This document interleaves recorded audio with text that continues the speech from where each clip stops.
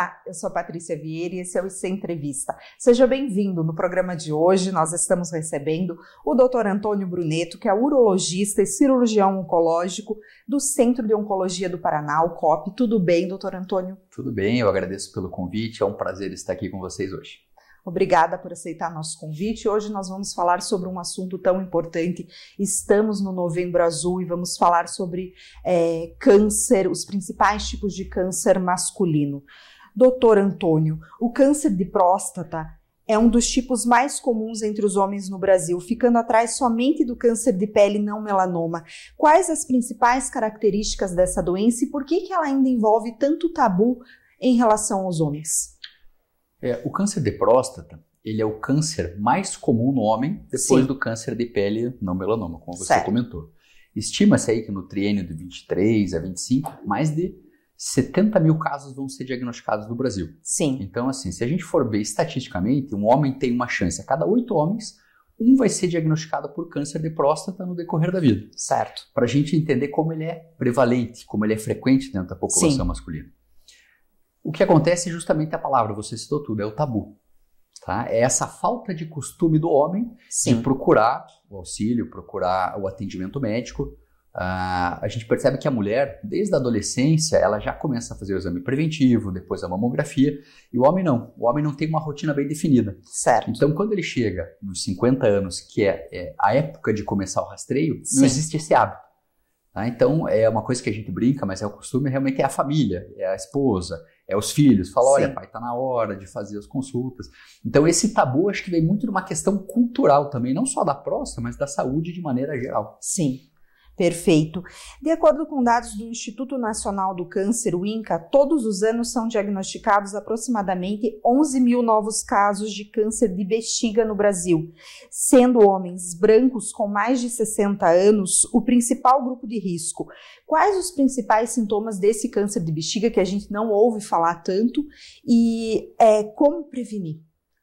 O câncer de bexiga, ele é um câncer dos urológicos, né, vem logo atrás do câncer de próstata em prevalência, e ele é um câncer que pode pegar não só a bexiga, mas todo o trato urinário, então a bexiga, os ureteres e até a parte interna do rim. O câncer de bexiga ele está diretamente relacionado com tabagismo. Sim. Então, um dos maiores fatores de risco são o tabagismo, além de exposição a algumas substâncias nocivas, alguns analgésicos mais antigos que a gente percebe que pode acontecer também. E para isso o homem deve estar atento a quê? A sua micção. Então, micção com sangue, né, a hora que o homem vai urinar e percebe um sangue, uma urina mais rosada, mais vinhosa, às vezes percebe-se até coágulos, é um sinal amarelo para investigação. Certo. Todo sangramento urinário é igual a câncer de bexiga? Não. Cálculo renal, infecção, às vezes até algumas medicações, anticoagulantes podem fazer esse sangramento na urina. Mas sempre nós temos que considerar a possibilidade de câncer, especialmente acima dos 50, dos 55 anos e o paciente que é tabagista. Outro dos cânceres urológicos é o câncer de testículo. E esse, ele é comum mais cedo? Qual é a diferença desse para os outros que afetam aí homens na casa dos 50 anos?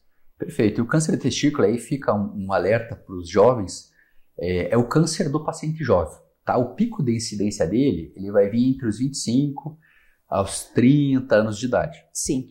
É isso que muda, né? A gente percebe que o câncer, geralmente, ele é uma doença da terceira idade. Certo. Mas o testículo, o jovem, deve prestar atenção. O que ele deve procurar? Aumento de volume testicular indolor. Sim. Então, tá no banho, percebeu um peso, uma sensação de endurecimento ou um aumento de volume de câncer, precisa procurar o urologista, que às vezes faz o diagnóstico só pelo exame clínico ou, se precisar, ele vai complementar com uma ecografia ou mesmo com uma ressonância. Mas o mais importante o diagnóstico faz no próprio autoexame, em paralelo com a mama da mulher, ele consegue sentir. Tá? Outra coisa, significa que todo nódulo de testículo, todo endurecimento é igual a câncer? Não, existem cistos testiculares, existem infecções, né, orquite, epididimite, que podem aumentar de volume também. Mas suspeita o seguro morreu de velho, né? Qualquer dúvida é melhor procurar o médico para fazer o exame clínico e os exames diagnósticos. E existem, além dessas 3, do câncer de próstata, de bexiga e do de testículo, outros que afetam mais os homens? Quando a gente fala em cânceres urológicos, nós temos que pensar nesses que a gente já conversou, mas Sim. também a gente pode citar o câncer de rim, tá? Que pode se apresentar também desde um pequeno sangramento renal até sensações de massa, dor lombar. E existe também no homem o câncer de pênis. Sim. Tá? O câncer de pênis, ele já foi alvo de muitas discussões. Ele é o câncer mais raro do trato urinário, mas ele está diretamente relacionado também com os hábitos de higiene e cuidados. Sim. Tá? Ele sempre começa de forma inicial, ele começa como uma pequena verruga ou ele começa como uma pequena úlcera, uma pequena ferida e vai se desenvolvendo. Então, assim, isso é um alerta para a população. Sempre que existe uma lesão de pênis ou de pele que persista por mais do que 3 a 4 semanas, é ideal também procurar o urologista. Certo. Tá? Muitas vezes é um tratamento, às vezes consegue fazer com o tratamento tópico local, mas na dúvida faz-se a biópsia. Tá? Sim. Então é uma coisa muito simples, é rápida para realizar, você faz a biópsia dentro de 10 a 14 dias, tem seu diagnóstico. E Sim. aí, né, eu não sei se a gente vai chegar nisso depois, cada um tem o seu tipo de tratamento. E o mais importante do câncer é que o tratamento ele depende do estadio. Quanto mais tardio o diagnóstico, quanto mais a gente demora para identificar a doença, mais difícil é o tratamento. Mais ferramentas você precisa usar, às vezes só a cirurgia não funciona, tem que ter químio, tem que ter raio, e menor a chance de cura. Então, o segredo é diagnóstico precoce. Perfeito. Todos eles têm cura se o diagnóstico for precoce? Todo câncer identificado em sua fase inicial tem cura. Tá? Então, mesmo cânceres mais agressivos, e aí a gente extrapola um pouquinho da parte urológica, né? Os Sim. cânceres mais agressivos, pulmão, pâncreas, desde que diagnosticados em fase precoce e instituído o tratamento correto, o câncer é curado.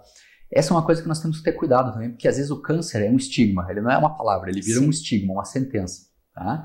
Então o paciente que recebe esse diagnóstico, às vezes ele desaba, ele acha que aquilo não tem saída, ou ele pensa nas histórias ruins do Sem conhecido dúvida. que teve câncer e não se curou. Então, cada história é uma história. O mesmo tipo de câncer se comporta de maneira diferente.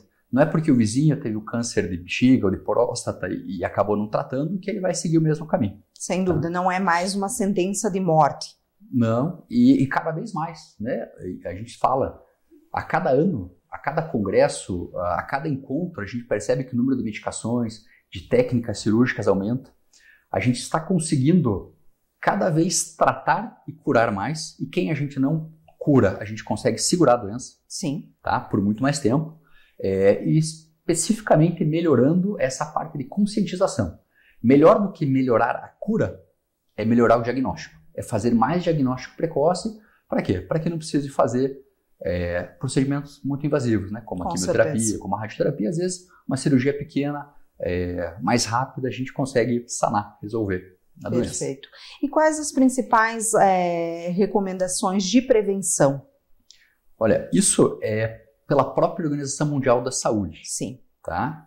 O mais importante para a gente prevenir o câncer, e câncer de maneira geral, não estou falando só câncer urológico, é estilo de vida.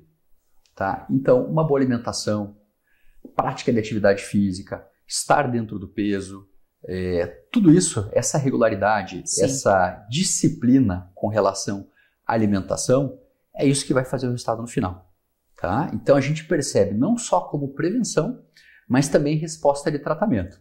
Você faz atividade, você faz um preparo cardiovascular, ou às vezes até procurar um profissional que mostre qual que é a atividade ideal para aquela faixa etária. Perfeito. Talvez alguém de 70 anos, uma caminhada leve, a frequência cardíaca esteja no nível adequado, mas talvez tem gente que precisa mais intensidade. Uma coisa que é fato, que as mulheres vão pro ginecologista, vão pro médico mais cedo e fazem aí a sua rotina, um acompanhamento anual dos seus exames. Em relação ao homem, o que seria o ideal? Ir até o urologista uma vez por ano? Quando procurar o médico? Uma vez por ano para Sim. fazer o exame clínico, o exame do PSA. Para quem tem fator de risco, e quais são os fatores de risco? Quem teve história na família, ou seja, pai, irmão, tios que tiveram câncer de próstata, Sim. inicia-se um pouquinho antes. E a gente fala assim, não é só prevenção de câncer, né? O check-up não é só check-up de câncer de próstata, é o check-up do homem. Tem muitos homens que às vezes eles vão fazer uma consulta por ano. Então vai aproveitar para ver o colesterol, para ver a glicemia. Aproveitar que ele está lá e fazer tudo. Entrou ali, então ele já vai fazer tudo. Já vai aproveitar, vai fazer esse check-up, e claro, precisou de um cardiologista, precisou de alguma especialidade, também já dá esse direcionamento para fazer esse controle, essa saúde integral mesmo. Para quem tem interesse e gostaria de saber um pouquinho mais, pode entrar no site do Centro de Oncologia. A gente tem as matérias, não só do câncer urológico, né? Tem a parte feminina, a parte masculina. Sim. Não só o Centro de Oncologia, mas do Instituto Nacional do Câncer. Né? Como a gente comentou, o câncer ele é mais uma doença que precisa ser tratada, e não um diagnóstico incurável, enfim, que é às vezes o que transparece em muitos lugares. Sem dúvida. Obrigada a você. Se gostou da entrevista, curta. Se quer outras entrevistas como essa, siga nosso canal. E se quer nos ajudar a fazer o IC, deixa aqui embaixo sugestões de temas para as próximas entrevistas. Obrigada, até a próxima. Tchau, tchau.